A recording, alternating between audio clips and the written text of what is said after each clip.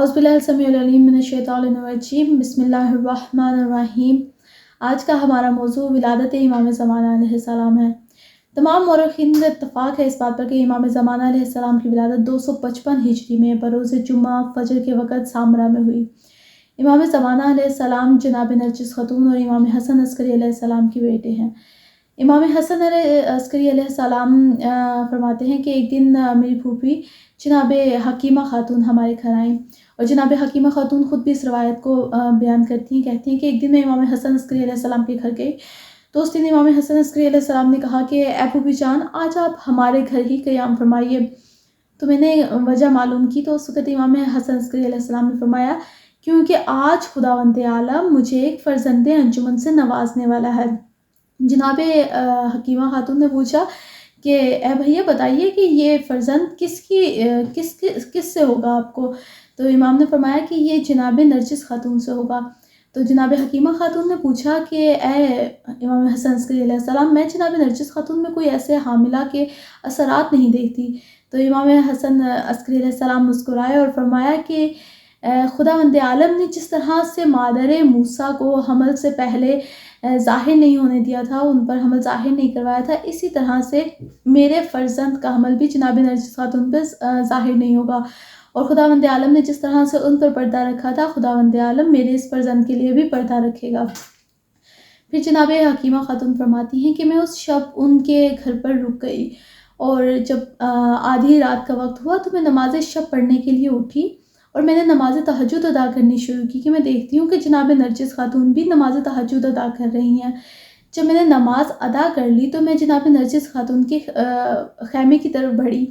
تو میں نے دیکھا کہ ان کا سارا جسم کانپ رہا ہے۔ تو میں نے انہیں سینے سے لگا لیا اور ان پر سورہ قدر، انا انزلنا اور آیت الکرسی پڑھ کر دم کرنے لگی۔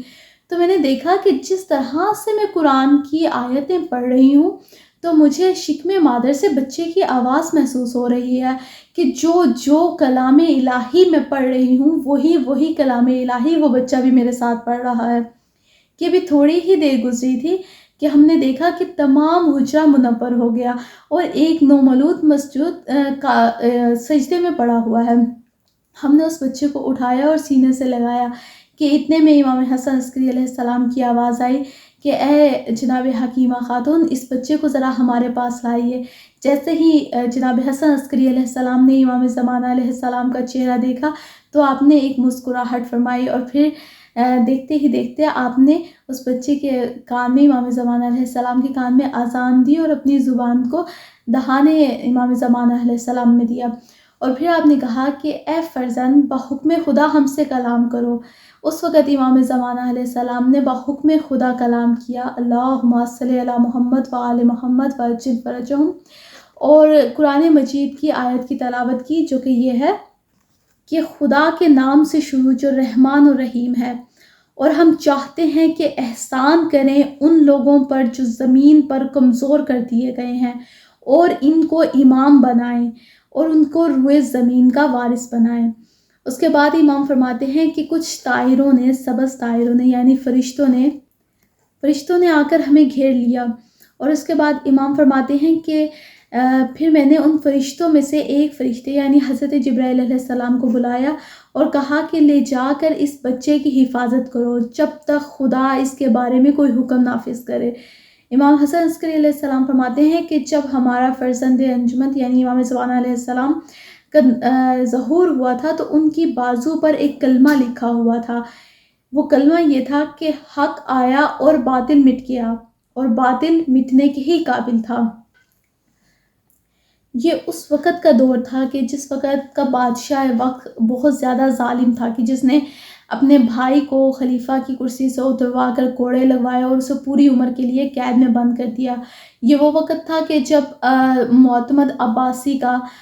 دور حکومت تھا، اور کچھ مورخین لکھتے ہیں کہ یہ وہ دور تھا کہ جب معتز باللہ خلافت میں تھا، کہ اس نے ہر ایک کوشش کی کہ کسی بھی طرح سے آخری جانشین رسول کو ڈھونڈ کر انہیں قتل کر دیا جائے اور نسل رسالت کو ہمیشہ کے لیے خالی ختم کر دیا جائے۔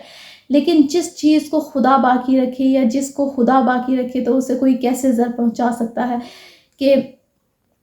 امام زمانہ علیہ السلام وہ ہستی ہیں کہ جن کی ذات میں تمام انبیاء تمام نبیوں کے اوصاف شامل ہیں، یعنی کہ جیسے حضرت ابراہیم علیہ السلام کی ولادت کو چھپایا گیا، اسی طرح سے امام زمانہ علیہ السلام کی ولادت کو چھپایا گیا، جس طرح سے حضرت موسیٰ علیہ السلام کا حمل ظاہر نہیں ہوا، اسی طرح سے جناب امام زمانہ علیہ السلام کا حمل ظاہر نہیں ہوا،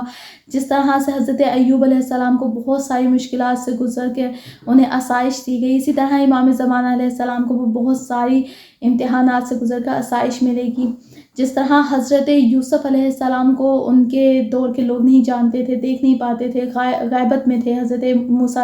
یوسف علیہ السلام، اسی طرح سے امام زمانہ علیہ السلام بھی اپنے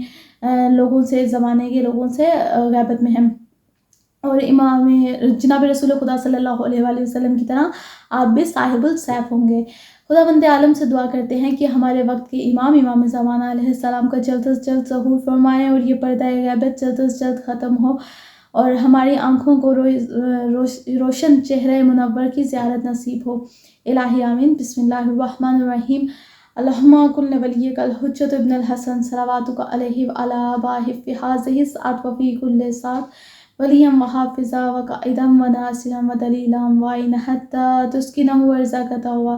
وتمتعہ فیہا طویلا برحمتک یا ارحم الراحمین۔ اللہم صلی علی محمد وآل محمد وعجل فرجہم۔